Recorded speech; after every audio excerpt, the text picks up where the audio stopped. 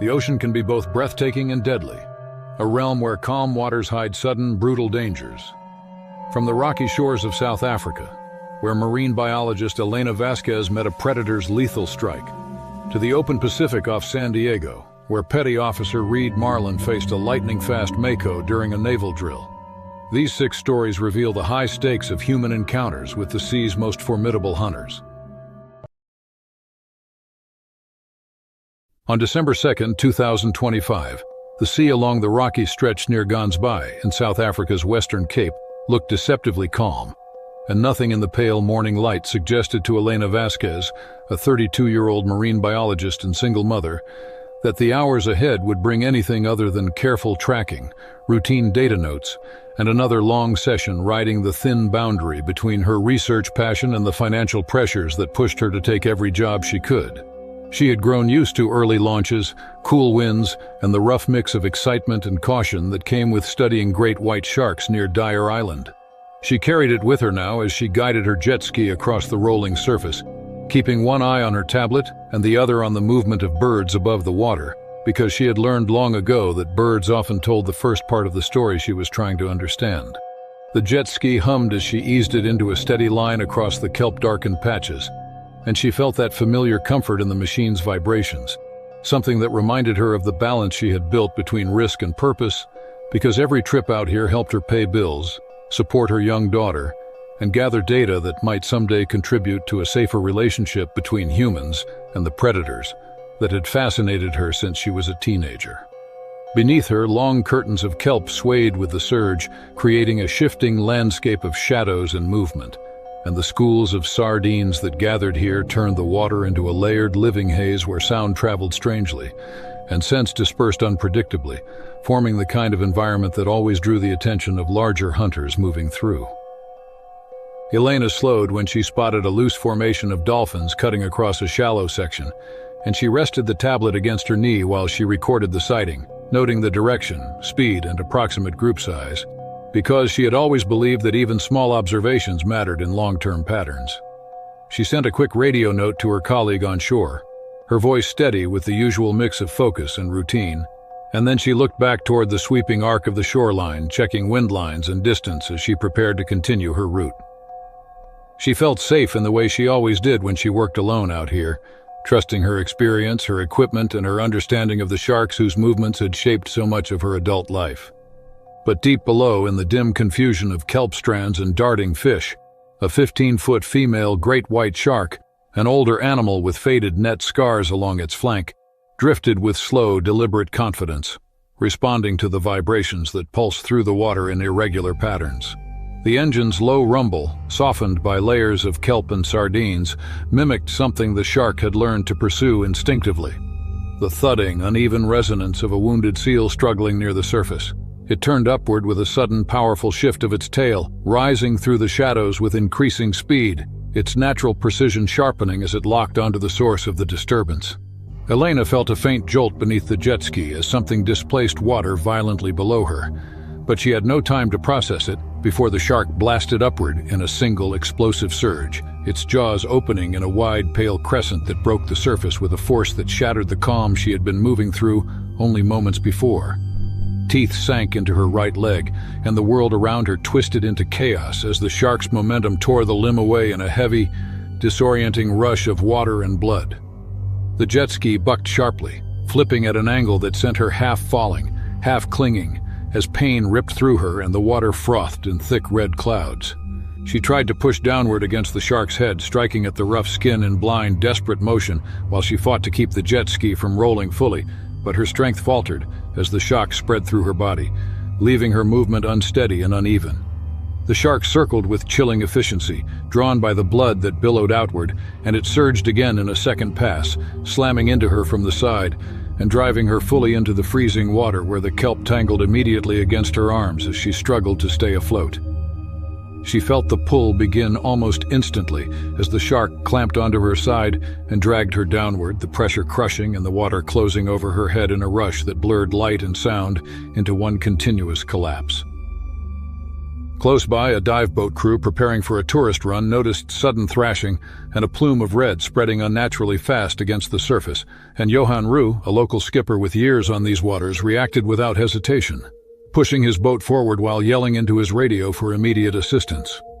He watched the white streak of the shark flash beneath the surface like a torpedo, and as he closed the distance, he saw only the overturned jet ski, scattered debris, and a few rising bubbles that broke apart in the heavy churn of water and blood. The crew scanned frantically for any sign of her, reaching with hooks and flotation devices, but the water had already gone still in that unsettling way that followed violent predation, leaving no shape or movement to guide them. They recovered her tablet and a drifting glove, but Elena herself did not resurface, and within minutes, emergency teams across the bay knew there was nothing left to attempt except documenting the area and supporting the colleagues who had worked with her. Her death sent a deep tremor through the research community that had respected her dedication, and safety discussions intensified in the days that followed, with renewed focus on solitary operations and engine noise patterns near hunting zones. In the weeks afterward, her young daughter carried one of her mother's old necklaces made from a smooth piece of sea glass Elena had found years earlier. And even though the child was too young to grasp the magnitude of what had happened, she held on to that small piece of her mother's world as the researchers who had known Elena continued the work she cared about, moving carefully through the same waters where the scarred shark drifted back into deeper channels, resuming its ancient instinctive patterns as the currents shifted once more along the edge of Gansbai.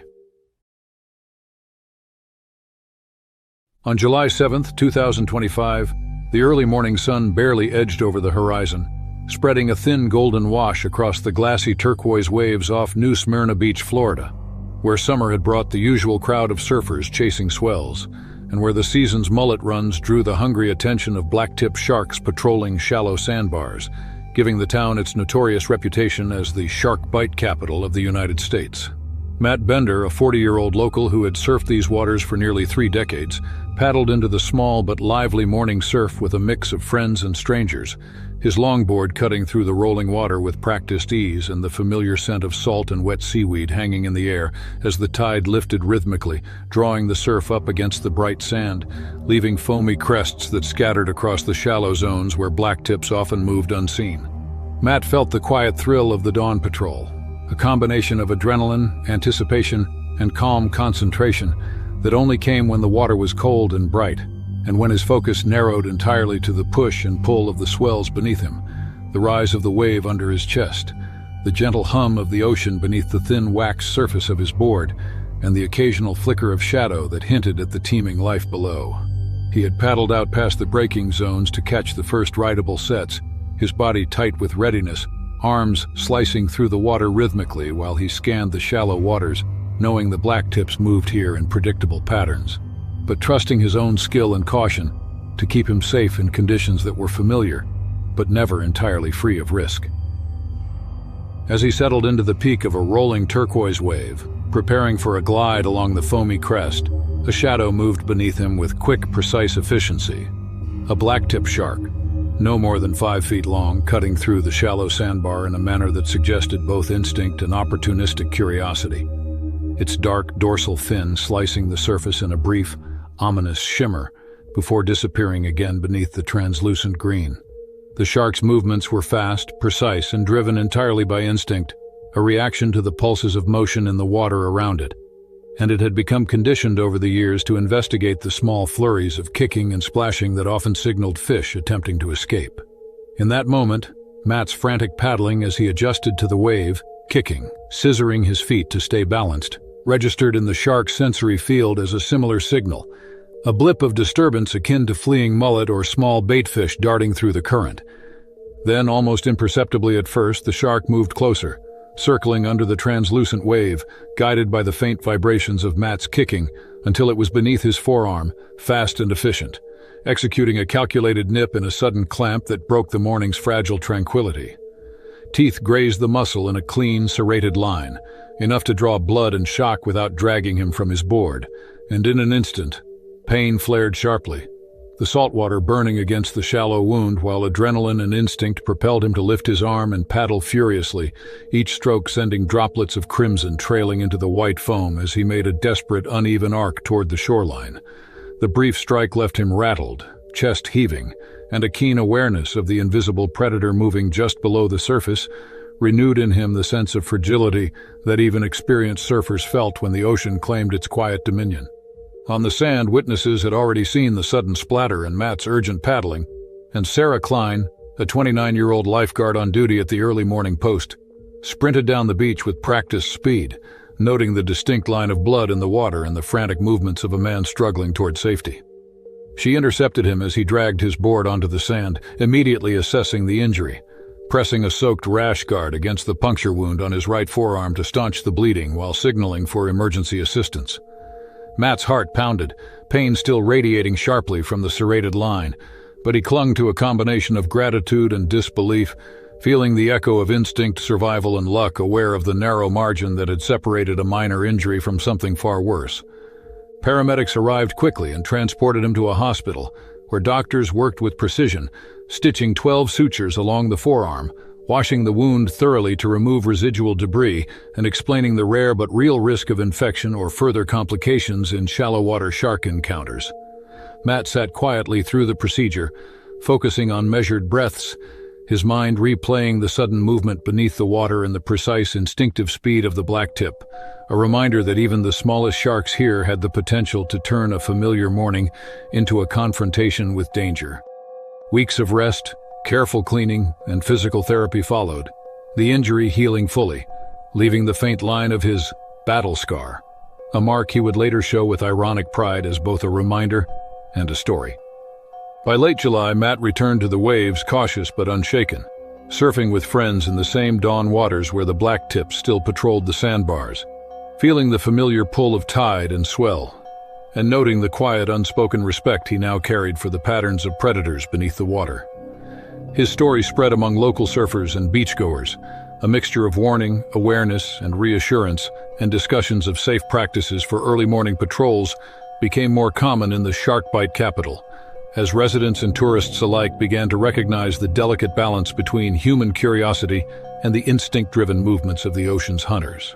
Matt's cautious humor about his injury and his visible scar encouraged both respect and preparation, reminding everyone that the thrills of surfing carried inherent risk, and that the line between excitement and danger could be measured in the smallest of nips delivered by a patient, hungry shadow beneath the turquoise wave.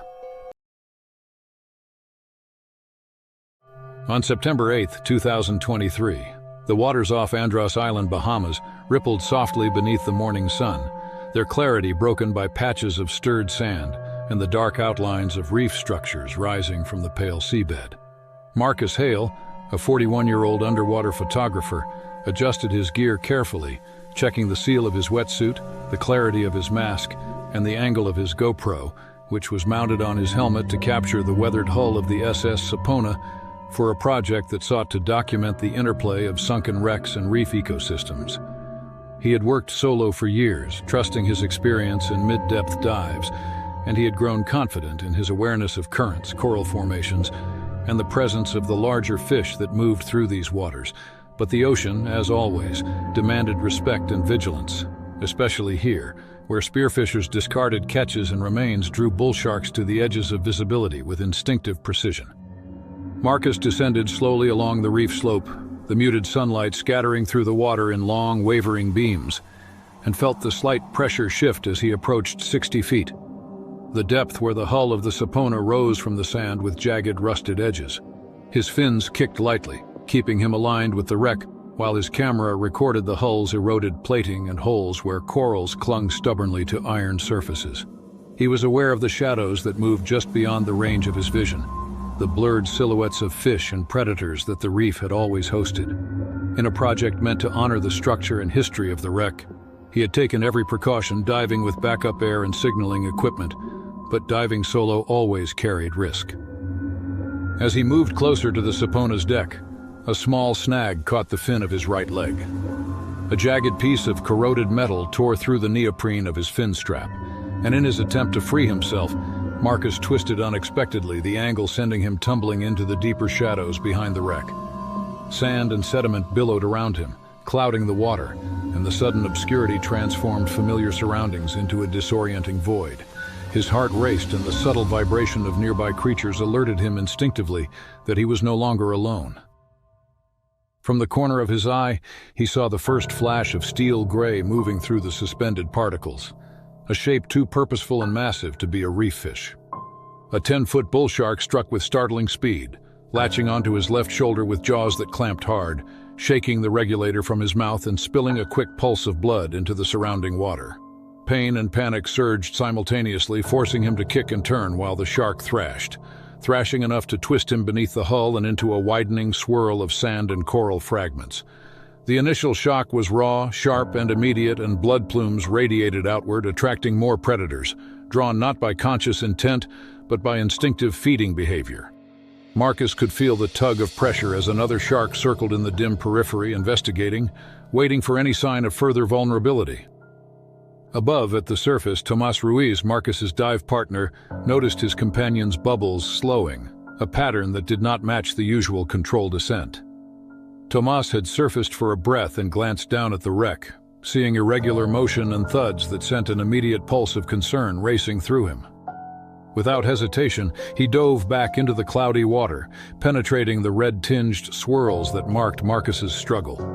Visibility was poor, and the deeper shadows around the hull made orientation difficult. Thomas's fins cut through the water with urgency, scanning for the figure he knew would be somewhere inside the maelstrom of movement, sediment, and blood. Marcus fought with every ounce of strength he had, trying to free himself from the coral-encrusted edges of the hull while maintaining awareness of the predators circling with precision and patience, and each surge of the bull shark sent him spinning, sand clouding his mask and obscuring the GoPro's lens in a smear of red and gray.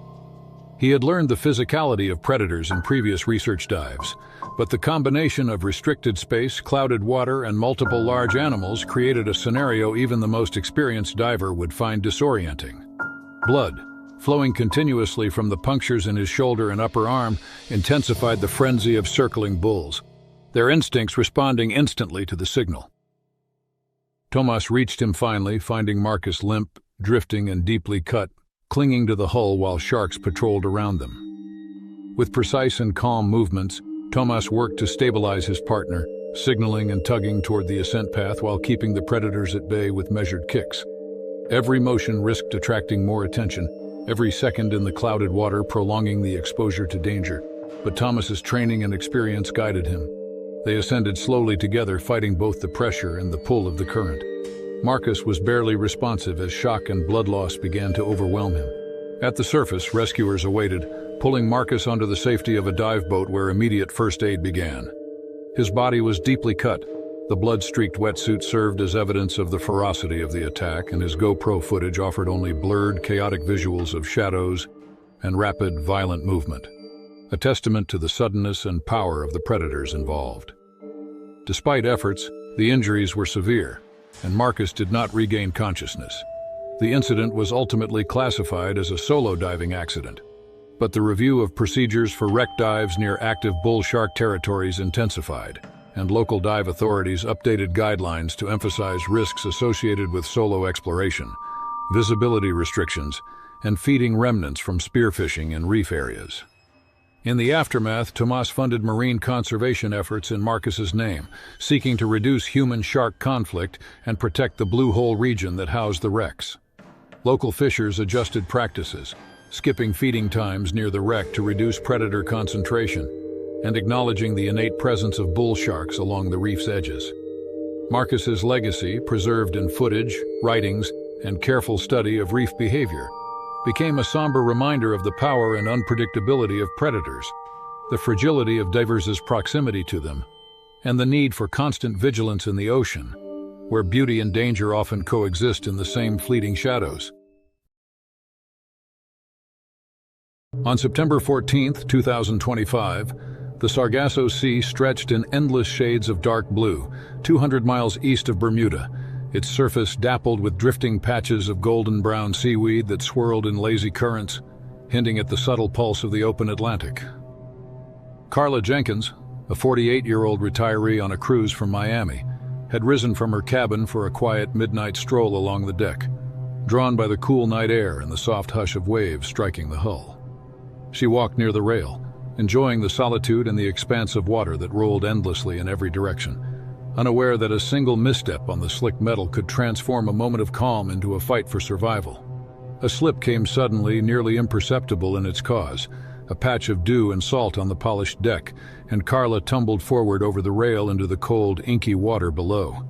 She landed with a heavy splash, instantly submerged, feeling the shock of temperature and the uncontrolled pull of ocean currents. No life vest had secured her, and the waves immediately tossed her, a mixture of panic and instinct propelling her to kick and sweep her arms in a frantic effort to stay afloat. Around her, the floating sargassum clung to her limbs, both aiding her buoyancy and entangling her in awkward tangles that slowed movement, while she adjusted her breathing against the churning swell. As she struggled to orient herself, a movement in the darkness below caught her attention. A 7-foot oceanic white-tipped shark had detected her splashing, drawn not by curiosity alone but by the familiar vibrations of what its instincts perceived as wounded or fleeing prey. The faintly white-tipped fins sliced through the night-shadowed water, a gray blur moving with deliberate, effortless power. Carla froze, heart hammering, recognizing instinctively that the situation was no longer about endurance against cold and waves, but a direct confrontation with a predator capable of exploiting her vulnerability with ease and precision.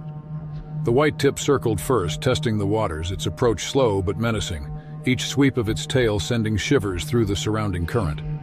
Carla kept her movements tight, her legs kicking in careful bursts while she attempted to remain as upright and alert as possible in the swaying mat of weeds, her fingers grazing floating debris that might serve as makeshift shields. Then, without warning, the shark surged in a sudden gray-blurred charge, jaws raking across her right thigh with probing bites, serrated teeth slicing through fabric and skin. Pain erupted sharply, and water mixed instantly with blood, the crimson cloud dispersing around her legs, heightening the frenzy of instinct-driven attention from the predator.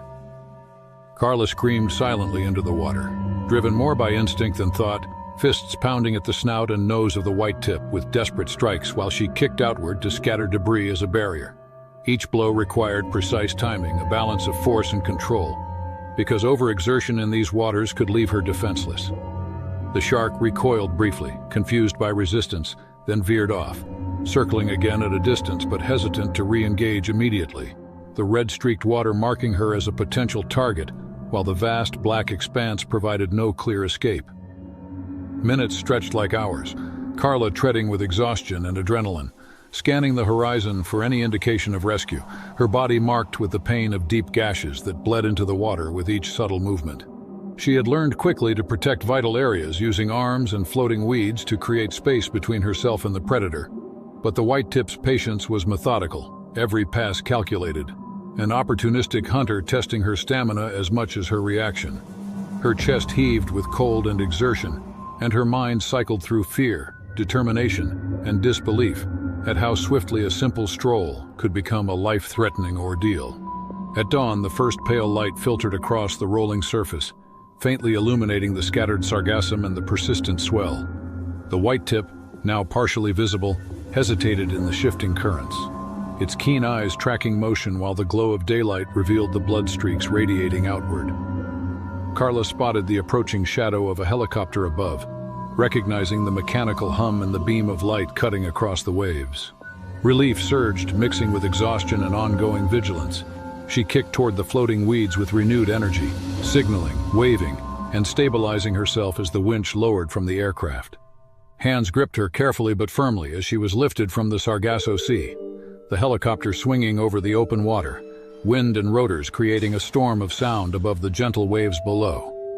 She dangled briefly, suspended between air and sea, her body trembling from cold, adrenaline, and shock, before being pulled into the cabin. The flight back to the cruise vessel allowed her moments to process the ordeal, her arms and legs still trembling, her mind replaying the thudding movements of the predator below, the surreal gray blur that had nearly claimed her life. On-board medical personnel cleaned her wounds carefully, noting the deep, jagged lacerations along her thigh. 28 stitches closed the damage, but the memory of the shark's power and the unyielding expanse of water remained vivid. Crew members and passengers alike were briefed on the incident, and overboard protocols were reviewed and reinforced, emphasizing the importance of deck safety and life vests during nighttime movement. Carla's scars became a living reminder of the ocean's opportunistic hunters, proof of survival against one of the most feared species of the open Atlantic, and a stark lesson in the balance between curiosity and caution in waters where pelagic predators roam freely. The incident, though terrifying, sparked renewed attention to cruise safety, overboard monitoring, and wildlife awareness, highlighting how even experienced travelers could be vulnerable to the sudden, instinct-driven behaviors of sharks in open water. Carla carried the story forward quietly, her scars a badge of resilience and a tangible connection to the Sargasso's deep blue mystery, where light, shadow, and predator instincts intersected with the fragility of human presence in one of the ocean's most remote, untamed expanses. On March 5, 2024, the late afternoon sun draped a quiet beach near Perth, Western Australia, in molten gold, glinting off shallow ripples where the river's murky tide met the ocean. Mick Harper, a 38-year-old father, waded waist-deep with his 10-year-old son Tom, laughter echoing from their picnic, each splash sending tiny arcs of light across the water, oblivious to the shadowed currents beneath. The river mouth here was known to host bull sharks, drawn into estuaries to hunt schools of small fish stirred by tidal shifts. They moved slowly and deliberately along the sandy bottom, nearly invisible except to the keen eye, a predator waiting for the rhythm of disturbance to signal opportunity. Mick had felt the gentle tug of waves and the cool wash of water against his calves, a soothing pulse as he guided Tom through ankle-deep ruts and soft sand patches, their bare feet slipping slightly with each step. The boy kicked excitedly, unaware that the 8-foot bull shark beneath the golden haze of water tracked every motion. Its small, dark eyes glimmered faintly, instincts honed to detect the vibrations of flailing limbs, the irregular pulses of potential prey, and in this warm riverine water, it had the advantage of near invisibility, blending the muddy tide with its muted gray form. The father and son moved toward slightly deeper water, tossing small stones for fun, when Mick's right leg shifted slightly, foot pressing into a deeper hole in the riverbed. The shark's reaction was instantaneous. A burst of energy, a heavy surge from gloom, moving with the speed and force of a freight train through water that offered no resistance to its streamlined power. Mick felt a sudden, excruciating slam at his calf, the impact sending shockwaves through bone and muscle, a fiery pain that ignited from foot to hip. He barely had time to register what happened before the jaws snapped wide, serrated teeth raking through muscle and tendon in a twisting, violent motion that dragged him backward, spinning him in scarlet foam. Tom screamed, a sharp instinctive cry of fear, and Mick's mind surged with protective instinct, shoving his son toward the shallower water with one arm while the other tried to stabilize himself.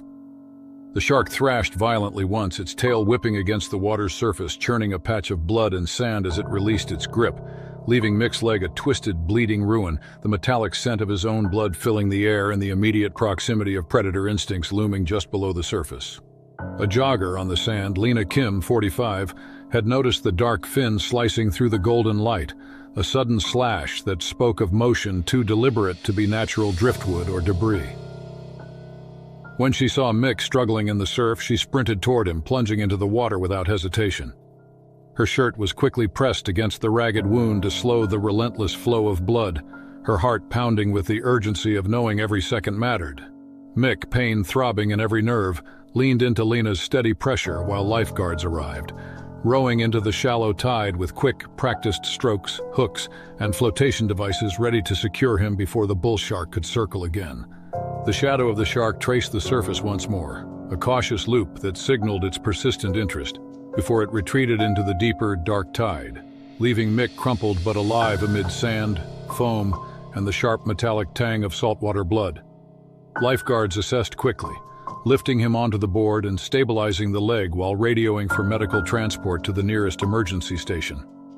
Every movement sent waves of pain through the calf and thigh, the twisting nature of the bite leaving Mick acutely aware of the fragility of human presence in waters dominated by powerful predators.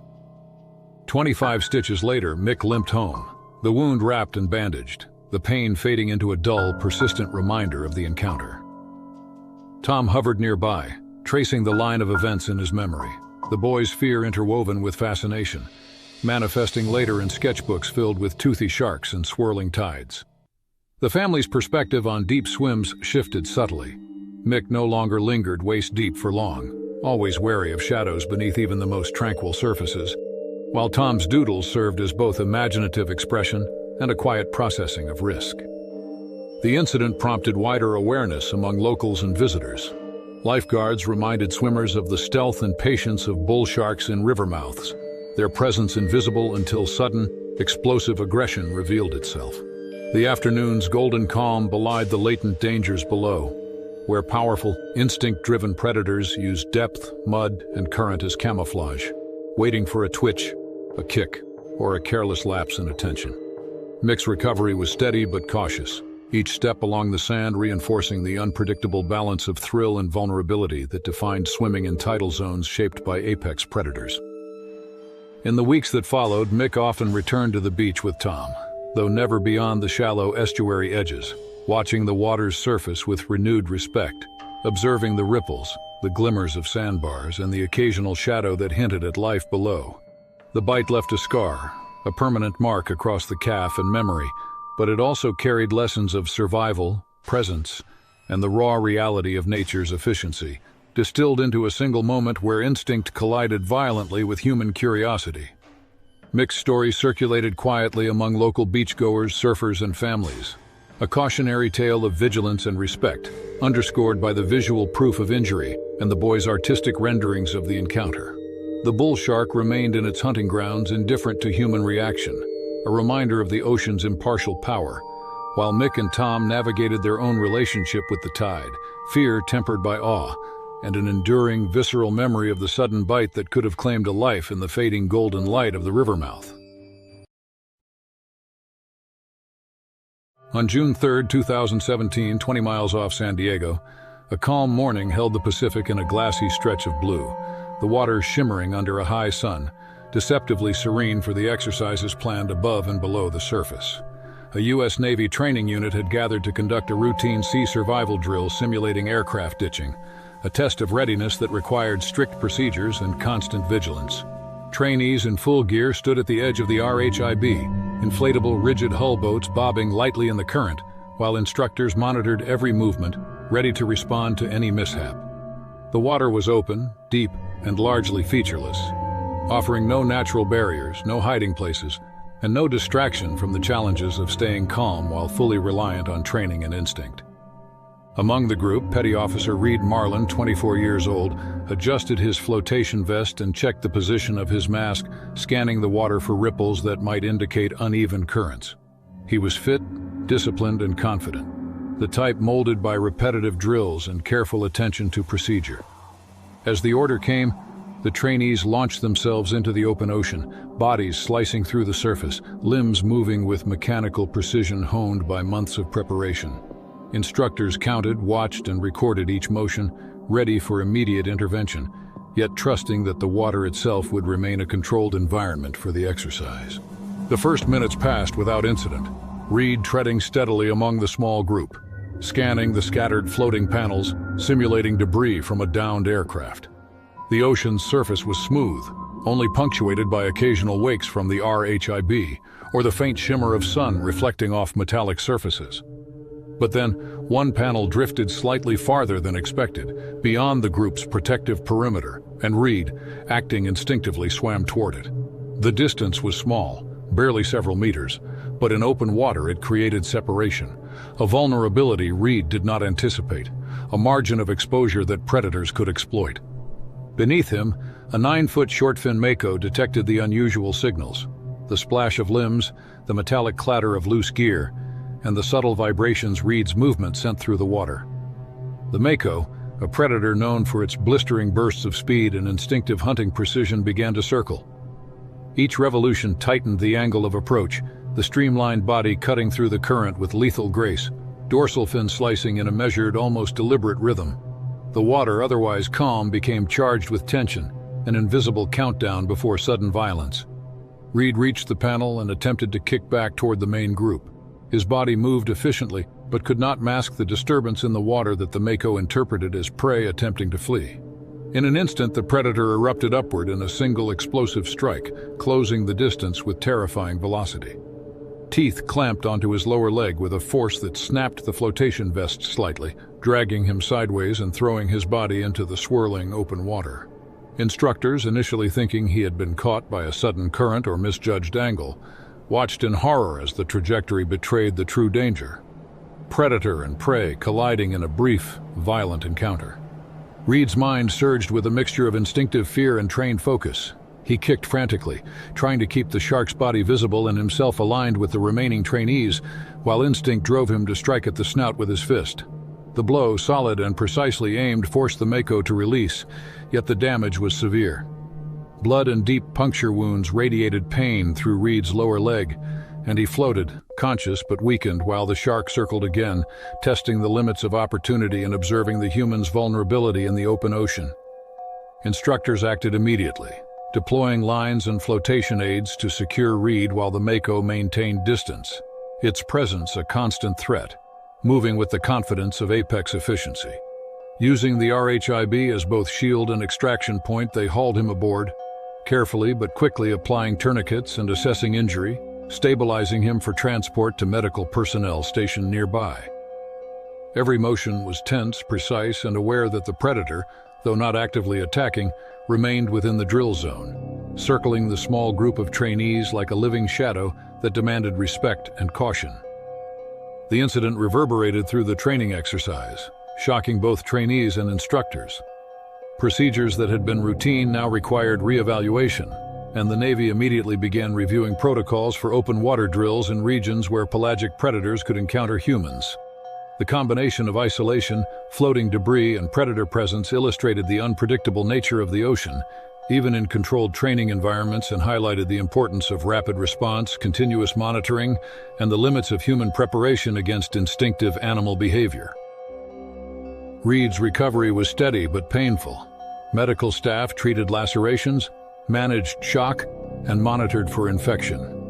The experience left a scar, both physical and psychological, a vivid reminder of the ocean's capacity for sudden violent encounters and the fragility of human positioning in open water. Training procedures were overhauled. Separation from group boundaries was minimized. Metal debris placement became controlled and response times were shortened. The Mako, indifferent to human measures, resumed its patrols beyond the drill area, a predator returning to routine after the brief, high-intensity disruption. The Navy debrief emphasized survival skills under stress, awareness of the unseen, and adherence to group cohesion, lessons etched deeply into the minds of all trainees present. Reed's encounter became a case study for risk assessment, predator awareness, and procedural evolution, illustrating that even in highly controlled scenarios, the ocean maintained an unpredictable power, and predators, guided by instinct, could intervene with terrifying swiftness. The drill, intended as a simulation of human emergency response, transformed into a lesson in humility, respect, and the relentless efficiency of one of the fastest predatory fish in the world.